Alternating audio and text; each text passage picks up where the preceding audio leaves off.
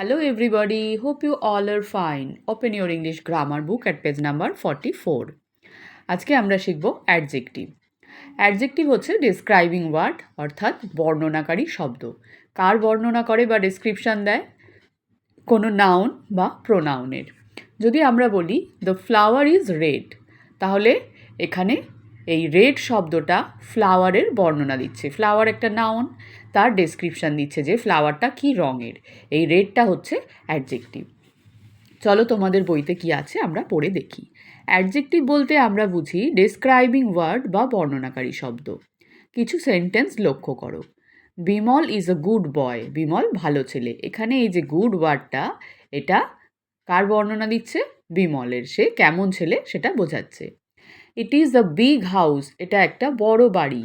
Soma is a brave girl, Soma একজন সাহসী মেয়ে। এখানে গুড, বিগ, ব্রেভ প্রভৃতি শব্দগুলি বয়, হাউস এবং গার্ল প্রভৃতি নাউনগুলির আগে বসে তাদের বর্ণনা দিয়েছে। দেখেছো? এখানে এই বিগ শব্দটা হাউসের বর্ণনা দিয়েছে, হাউসটা কেমন? বড়। ব্রেভ কি বলছে? সোমা কেমন মেয়ে? সাহসী মেয়ে। তাহলে এগুলো হচ্ছে অ্যাডজেক্টিভ।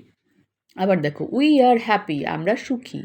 এখানে এই হ্যাপি কথাটা আমাদের অবস্থার বর্ণনা দিচ্ছে যে আমরা এই মুহূর্তে সুখী অনুভব করছি। তাহলে এটা প্রোনাউনের বর্ণনা দিচ্ছে। ওপরেরগুলো নাউনের বর্ণনা দিয়েছিল, এখানে হ্যাপি শব্দটা প্রোনাউনের বর্ণনা দিচ্ছে। দ্য স্টুডেন্ট ইজ গুড, ছাত্রটি কেমন? ভালো। সি ইজ রিচ, তিনি ধনী। এখানেও দেখো তিনি কেমন? তিনি ধনী। সি একটা প্রোনাউন, তার বর্ণনা দিচ্ছে রিচ। তাহলে এগুলো হচ্ছে অ্যাডজেক্টিভ। এখানে হ্যাপি, গুড, রিচ প্রভৃতি শব্দগুলি নাউন এবং প্রোনাউন এর পরে বসে তাদের বর্ণনা দিয়েছে, এগুলি adjective. What is an adjective? Adjective কাকে বলে? তাহলে আমরা কাকে অ্যাডজেক্টিভ বলছি? An adjective is a describing word, it describes a noun or a pronoun. Adjective একটি বর্ণনাকারী শব্দ, এটি নাউন ও প্রোনাউনের বর্ণনা দেয়। তাহলে অ্যাডজেক্টিভ কার বর্ণনা দেয় আমরা শিখলাম? নাউন আর প্রোনাউনের। কাইন্ডস অফ অ্যাডজেক্টিভ, অ্যাডজেক্টিভের প্রকারভেদ। আধুনিক গ্রামারে অ্যাডজেক্টিভকে দুভাগে ভাগ করা হয়েছে। কি কি? লিমিটিং অ্যাডজেক্টিভ আর ডেসক্রাইবিং অ্যাডজেক্টিভ। তাহলে কি কি ভাগে ভাগ করা হয়েছে? লিমিটিং আর ডেসক্রাইবিং। প্রথমে আমরা লিমিটিং অ্যাডজেক্টিভসগুলো শিখব। লিমিটিং কথাটি এসেছে লিমিট থেকে। লিমিট কথাটির অর্থ সীমাবদ্ধ করা, অর্থাৎ এই অ্যাডজেক্টিভগুলি সংখ্যায় সীমিত। তাহলে লিমিটিং অ্যাডজেক্টিভগুলো সংখ্যায় সীমিত। দেখো, এর আবার কিছু ভাগ আছে। কি কি? পজেসিভ বা সম্বন্ধসূচক, ডেমনস্ট্রেটিভ বা নির্দেশক, আর নাম্বার বা সংখ্যা। তাহলে লিমিটিং অ্যাডজেক্টিভ আমরা তিন রকম দেখছি: পজেসিভ, ডেমনস্ট্রেটিভ আর নাম্বার। পজেসিভ বা সম্বন্ধসূচক, my, your, his, her, your, our, their প্রভৃতি।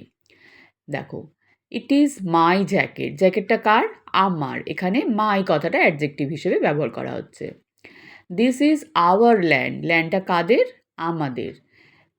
হিজ স্কিন ইজ স্মুথ, কার স্কিনের কথা বলা হচ্ছে? তার। ইয়োর টাইম ইজ আপ, তোমার সময় শেষ।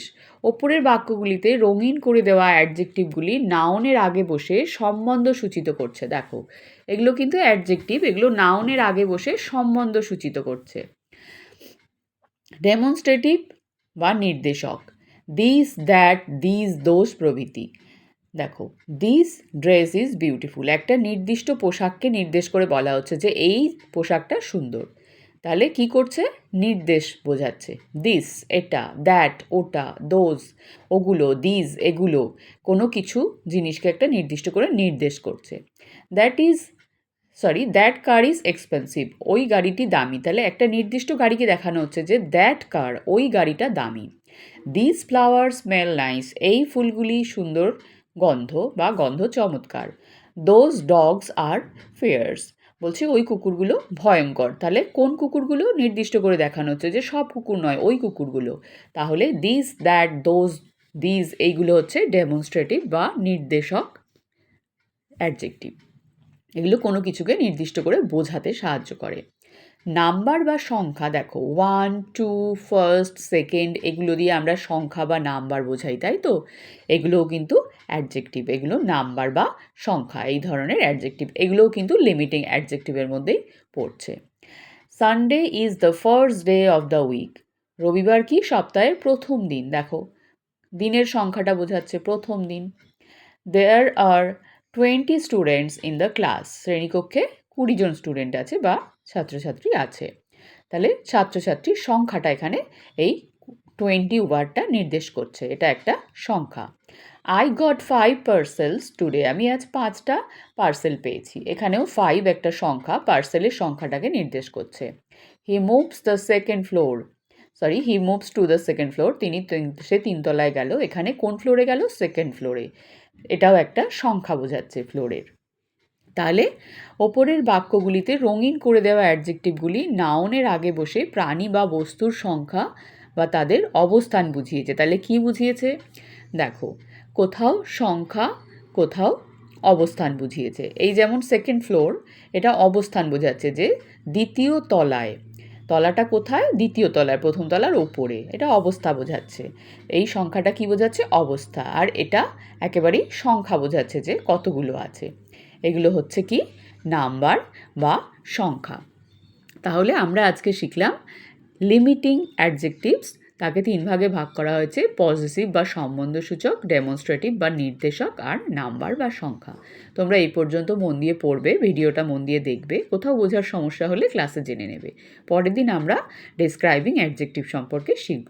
সবাই ভালো থাকবে, বাই।